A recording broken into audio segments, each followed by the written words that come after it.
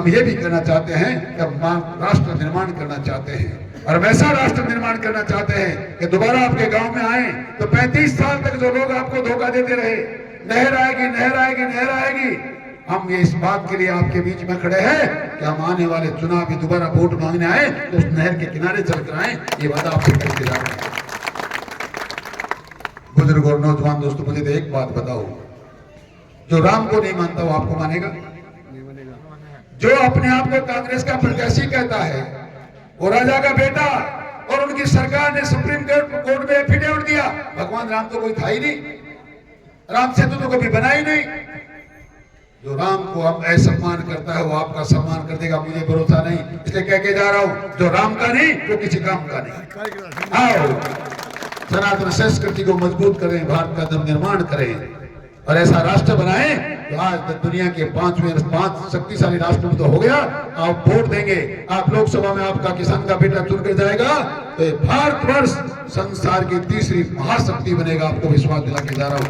आपने इतना मान और सम्मान इस बरसती बरसात में किया, इसके लिए मैं आपका आभारी हूँ। और आपको इस बात का निवेदन करना चाहता हूँ, हम दोनों भाई मिलकर नवलगढ़ का और झुंझुनू का ऐतिहासिक विकास करेंगे और आपके सामने एक उदाहरण प्रस्तुत करेंगे कि किसान का गरीब बेटा उस सर्वोच्च सदन में चुनकर जाता है तो किसान का कितना मान और सम्मान बढ़ता है।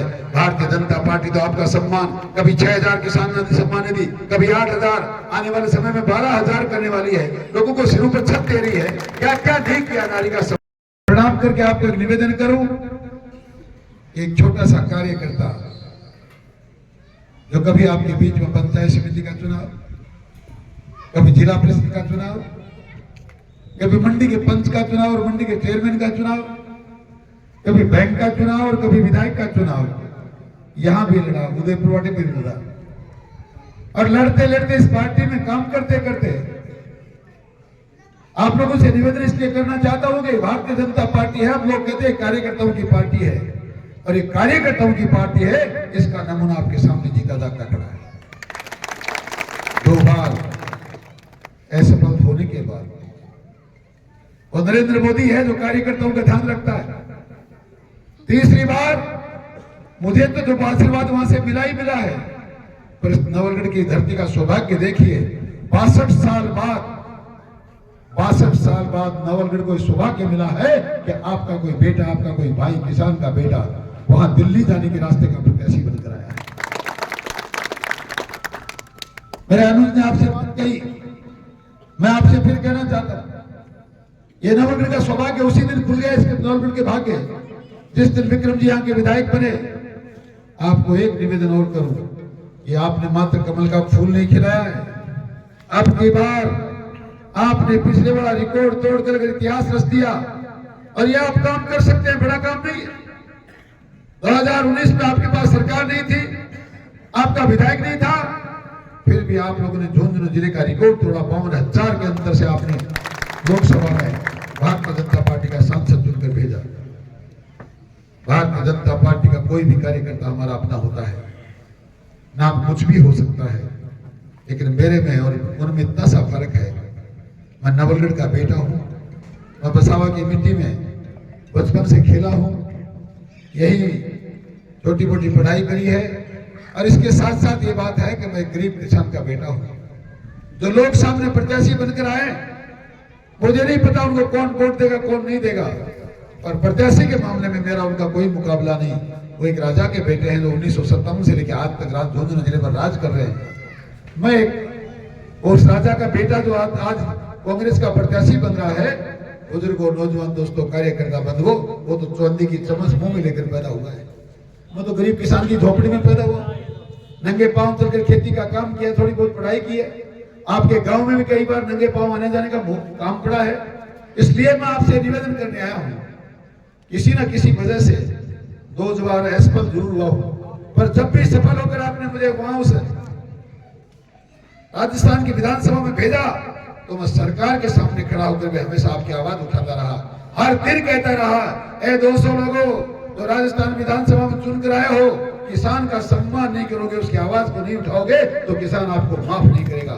जबकि मैं सरकार का, जिस प्रकार मेरा छोटा भाई आज सरकार का सदस्य है, उसी प्रकार मैं भी सरकार का सदस्य था। मेरी बड़ी दिल में तमन्ना है, एक हुक सी उठती है कहीं और किसान की आवाज उस सर्वोच्च सदन में उठाकर देखो, क्या पता किसान की कोई सुनवाई हो। आओ ये आशीर्वाद दो, हम दोनों भाई, एक राजस्थान में और एक हिंदुस्तान की सबसे बड़ी पंचायत में आपकी आवाज बने। हमने वादा किया हम एक एक जगह इस झुंझुनू जिले का जहां विकास हो सकता है उसमें कोई कोर कसर नहीं छोड़ेंगे।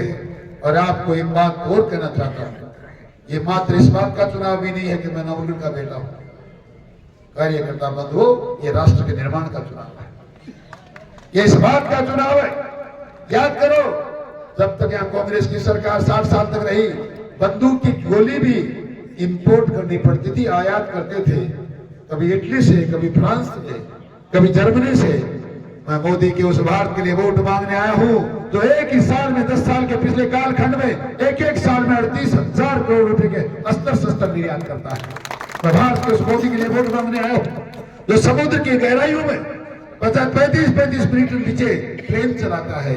मैं उस मोदी के लिए वोट मांगने आया हूं जो कश्मीर की घाटी में श्रीनगर से लेके लद्दाख तक 38 किलोमीटर की टनल पहाड़ों को काट कर बनाता है और सेना के जवान 4 घंटे में पाकिस्तान की सीमा पर जाकर पहुंचते हैं।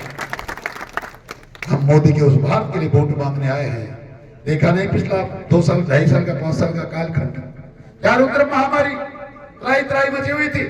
राजस्थान की सरकार ने हाथ ऊपर कर दिए, आपके यहाँ का विधायक भी वहां का सदस्य था।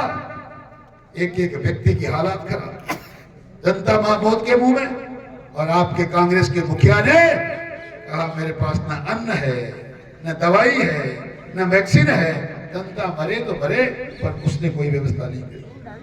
मैं उस मोदी के लिए हम वोट मांगने आए, हम मोदी के दूत बनकर आपके बीच में इसलिए आए हैं कि उस महामारी के वक्त पे ये मोदी था जिसने रिकॉर्ड तोड़ पूरी दुनिया को धक्का बताया। 6 महीने के अंदर वैक्सीन बनाई, हिंदुस्तान की जनता को, 130 करोड़ रुपए जनता को जिंदा रखा, स्वस्थ बनाया, और देश की सीमाओं के बाहर भी जहां जहां गरीब देशों को जरूरत थी उनको भी वैक्सीन पहुंचाने का काम किया। हम उस मोदी के लिए वोट मांगने आए हैं। वो मोदी जिसका एक सैनिक पाकिस्तान की सरजमी पर फाइटर क्रेश होता है तो दामाद की तरह लौटा कर लाता है, नाखून तक हाथ नहीं लगाने देता। और वो कांग्रेस का शासन, 39 जवान सैनिक अधिकारी पाकिस्तान में पकड़े गए, आज तक एक भी लूट के नहीं आया। आपको याद नहीं, रूस और यूक्रेन का युद्ध अभी भी चल रहा है। कार्यकर्ता बंधुओं, आपका तिरंगा जिसके हाथ में था, सारे संसार ने उसका सम्मान किया। यूक्रेन और रूस को युद्ध बंद करना पड़ा और पूरी दुनिया आपका झंडा उठाकर सुरक्षित अपने घर पहुंच पाई। हम उस मोदी के लिए वोट मांगने आए, हम भारत के उस मोदी के लिए वोट मांगने आए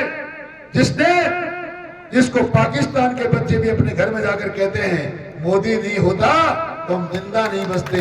मोदी जिंदाबाद, भारत जिंदाबाद, तिरंगा जिंदाबाद। आज भी कहते हैं काश हमारा भी कोई प्रधानमंत्री मोदी जैसा होता, काश हम भी हिंदुस्तान में जन्मे होते। हम उन मोदी के लिए वोट मांगने आए हैं। हम किसान के गरीब बेटे हैं, आपके गांव के हैं, आपके घर के हैं। झुंझुनू, चिड़ावा, गुड़ागोरजी, सुल्ताना में अपार सफलता के बाद गीतांजलि ज्वेलर्स लेकर आए हैं नवलगढ़ में भी अब पहली बार एक छत के नीचे बड़ा शोरूम, जहां पर आपको मिलेंगे हर तरह के गोल्ड एवं सिल्वर ज्वेलरी के आइटम। गीतांजलि मतलब आपके लिए खरा सोना। गीतांजलि ज्वेलर्स, पंचायत समिति, गुमचक्कर, नवलगढ़। आपको न्यूज़ कैसी लगी कमेंट बॉक्स में लिखकर जरूर